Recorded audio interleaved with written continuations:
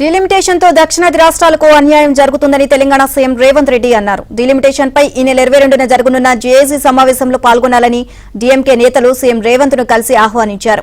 ఈ సందర్భంగా మాట్లాడిన సీఎం రేవంత్ రెడ్డి దక్షిణాది రాష్ట్రాలపై జరుగుతున్న కుట్రను తిప్పికొడతామని అన్నారు. అధిష్టానంతో మాట్లాడి జేఏసీ సమావేశానికి హాజరవుతానని అన్నారు. ఇది ఏ ఒక్క పార్టీకో సంబంధించిన సమస్య కాదని దక్షిణాది ప్రజలందరి సమస్య అన్నారు. డీలిమిటేషన్ పై పార్టీలకు అతీతంగా చర్చ జరగాలని తెలంగాణ బీజేపీ నేతలను కూడా ఆహ్వానిస్తామని అన్నారు.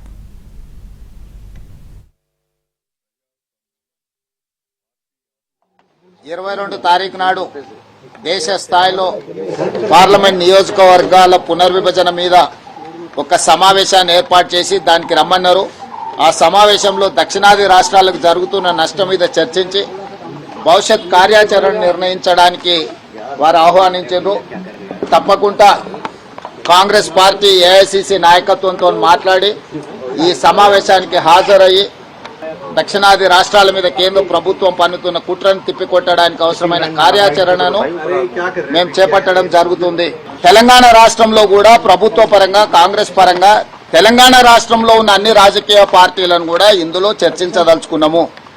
ఇది ఒక రాజకీయ పార్టీకి సంబంధించింది కాదు. సౌత్ లో దక్షిణాదిలో ఉండే అన్ని రాష్ట్ర ప్రజలకు నష్టం.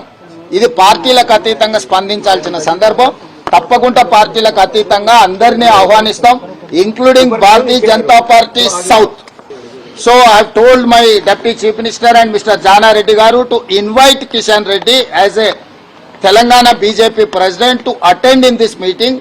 He has to raise his voice in the cabinet.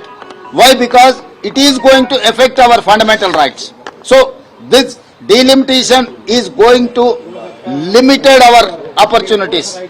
Where we are not ready to accept that, Kishan Reddy has to react on this. Why? Because from Telangana he is representing in Union Cabinet.